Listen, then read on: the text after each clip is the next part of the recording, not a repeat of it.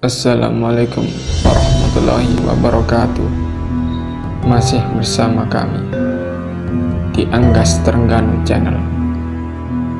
Kali ini kita sedang berada di daerah Mojokerto, letaknya di Kecamatan Trowulan, Desa Sentonorejo. Di lokasi ini terdapat sebuah kompleks pemakaman para wali yang banyak diziarahi para wisatawan lokal, khususnya bahkan luar kota sampai luar negeri. Tempat ini bernama Makam Troloyo. Kompleks pemakamannya lumayan luas, sekitar 1 hektar lebih, dan di luar kompleks pemakaman ini juga masih banyak makam-makam orang berpengaruh di zamannya, seperti makam Kencono Wungu dan masih banyak lagi yang lainnya. Kompleks Makam Troloyo yang sudah ada sejak abad ke-14 dan berada di Desa Sentonorejo, Kecamatan Trowulan, Kabupaten Mojokerto, tak jauh dari situs-situs peninggalan Kerajaan Majapahit. Makam Troloyo berkaitan erat dengan Syekh Jamaluddin Al-Husain Al-Akbar alias Syed Husain Jumadil Kubro, atau yang biasa disebut Syekh Jumadil Kubro, Syed Jumadil Kubro. Di kompleks Makam Troloyo, Desa Sentonorejo, ditemukan beberapa batu nisan bercorak Islam. Kebanyakan batu nisan tersebut berangka tahun 1350 dan 1478. Temuan ini jelas membuktikan bahwa komunitas muslim bukan hanya telah hadir di Jawa pada pertengahan abad ke-14, akan tetapi juga sebagai bukti bahwa agama Islam telah diakui dan dianut oleh sebagian kecil penduduk di ibu kota Majapahit. Penduduk setempat percaya bahwa di Makam Troloyo terdapat makam wali-wali yang lainnya. Setiap hari Jumat Legi diadakan, tetapi yang akan kita bahas kali ini adalah sejarah dari makam Syekh Jumadil Kubro yang terdapat di kompleks di pemakaman Troloyo ini. Perjuangan Islam di era Majapahit sangatlah berat. Salah satu tokoh yang bisa dikatakan berhasil pertama kali menyebarkan Islam di bumi Majapahit adalah Syekh Jumadil Kubro. Meskipun di Nusantara tak lepas dari usaha dan perjuangan tokoh-tokoh wali kala itu, yang tersohor yakni Wali Songo sebagai penyebar agama Islam pada abad sekitar 16 Masehi. Namun mungkin juga masih banyak yang belum tahu bahwa ada seorang waliullah yang memiliki sepak terjang yang luar biasa sebelum hadirnya Wali Songo tersebut. Beliau adalah Syekh Jumadil Kubro, orang yang ada di balik berdirinya dan mulainya perjuangan para Wali Songo. Bisa dikatakan beliau adalah sesepuh dari Wali Songo. Syekh Jumadil Kubro lahir pada tahun 1349 Masehi di kota Samarkand, negara Azerbaijan. Beliau mempunyai 3 orang anak, yakni Syed Ibrahim, Maulana Ishaq, dan Asbadi. Beliau masuk ke Jawa pertama kali pada abad ke-14 atau sekitar tahun 1399.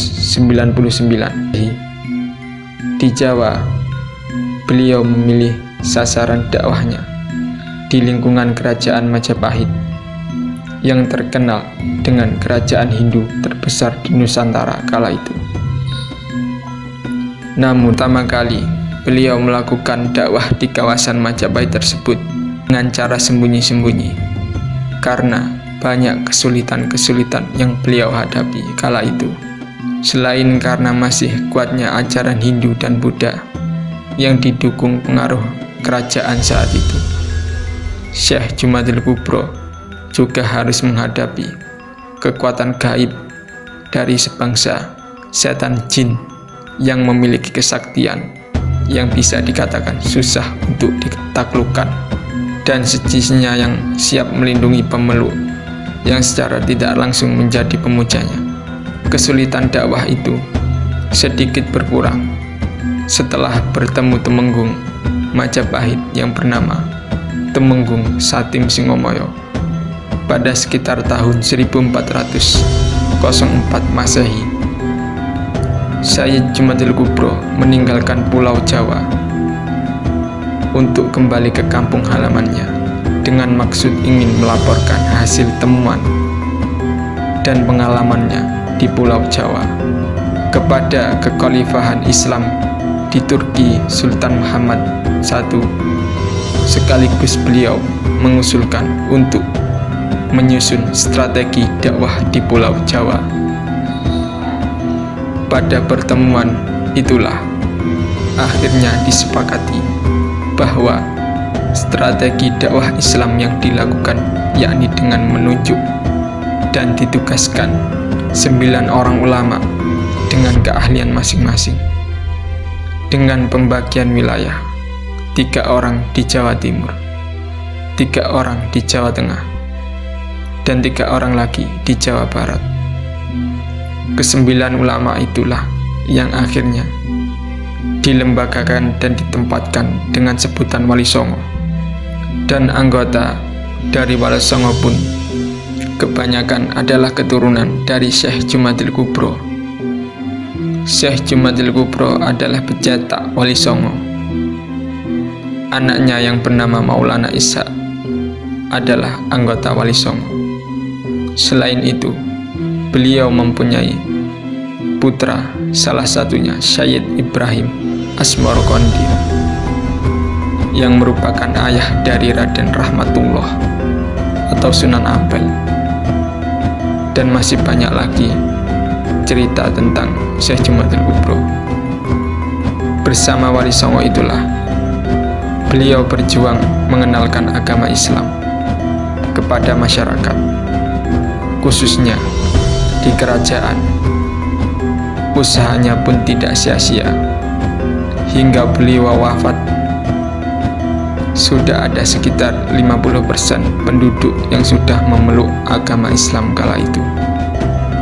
Syekh Jumadil Kubro wafat saat melakukan perang melawan pasukan Hindu di kerajaan Majapahit. Beliau wafat pada usia 116 tahun, tepatnya pada 15 Muharram 857 Hijriah atau sekitar tahun 1465 Masehi. Makam beliau pertama kali ditemukan Kiai Haji Ismail dan santrinya pada tahun 1956. Demikianlah sejarah singkat dari Syekh Jumadil Kubro sebagai tokoh ulama yang menyebarkan agama Islam di bumi Majapahit.